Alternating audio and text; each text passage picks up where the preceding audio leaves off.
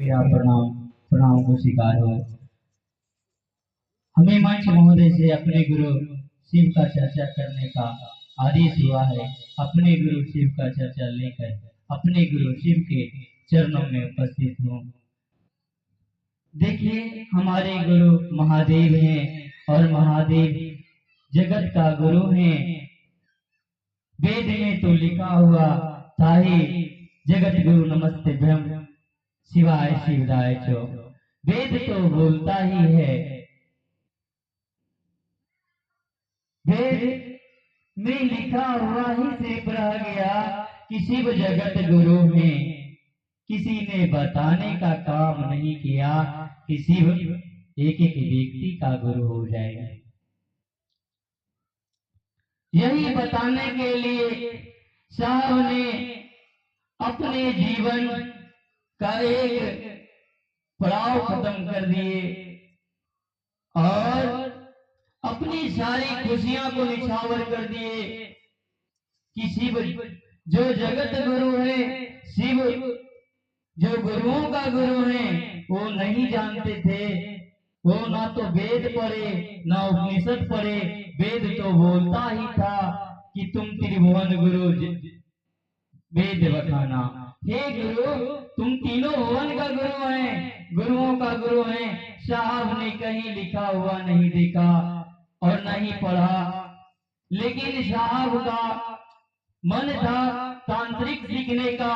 वो चाहते थे कि मैं तंत्र विद्या सीख लूं। जिस तरह आज के डेट में गांव भर में आता है, मिट्टी से पैसा को बना देता है।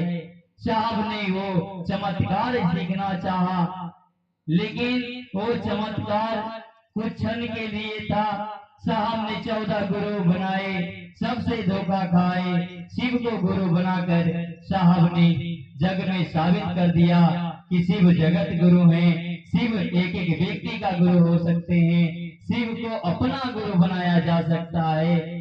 शिव नाम का नहीं, शिव काम का गुरु है।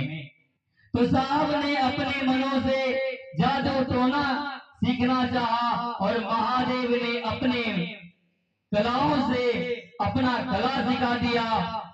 क्या कहा कि हरिनंद, तुम इस धरती पर जब तक रहोगे तब तो रहेगा ही तेरा नाम, और जब तक सूरज चांद रहेगा तब तक हरिद्रानंद तेरा नाम रहेगा। अरे जादू टोना क्या, तुम लो, एक ऐसा यंत्र देता हूं तुमको कि जगत तुमको याद रखेगा कि एक हरिनामक व्यक्ति इस कलयुग में आया था जो नवयुग को निर्माण किया। एक एक व्यक्ति को बताने का काम किया कि शिव जगत गुरु है। शिव एक एक व्यक्ति को गुरु हो सकता है। इसलिए हम लोग भूलिए नहीं, शिव जिनको बाबा के रूप में मंदिर में पूजा करते हैं, पूजा करते हुए आए हैं। जो धन विभव सब चीज दे सकता है तो वो ज्ञान भी दे सकता है। आप ही समझिए ना, अपने बच्चों के लिए पूरा धन एकत्रित करते हैं, यदि उसको शिक्षा नहीं दीजिएगा क्या संचालित कर पाएगा क्या? इसलिए ज्ञान 2 प्रकार का होता है, एक लौकिक ज्ञान होता है, एक आध्यात्मिक ज्ञान होता है। इसलिए दोनों ज्ञान की जरूरत है। यदि लौकिक ज्ञान प्राप्त करते हैं तो आपका धन अर्जित तो कर लीजिएगा, लेकिन शांति मार्ग नहीं मिलेगा।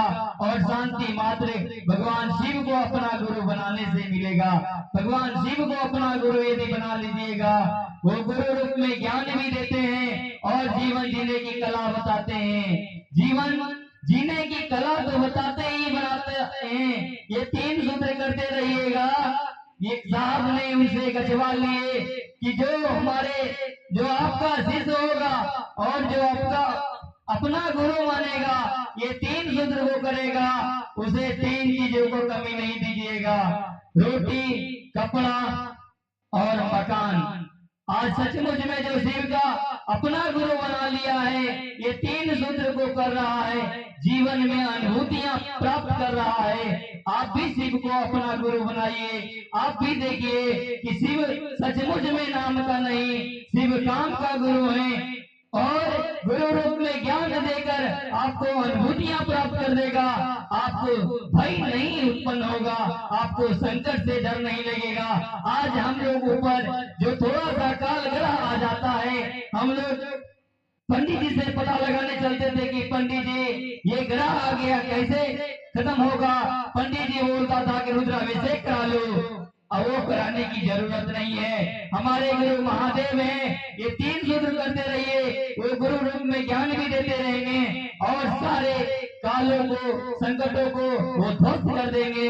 ये धीरज है साहब हरिनंदन जी का, ये वाणी साहब हरिनंदन जी का है और साहब का वाणी कभी गलत नहीं गया है। इसलिए 3 सूत्र कीजिए, शिव का सच्चा शिष्य बनिए और शिष्या बनिए। बस यही वाणी के साथ मैं अपने गुरुवर सहित साहब दीदी को मेरा प्रणाम को स्वीकार हूँ। तो अभी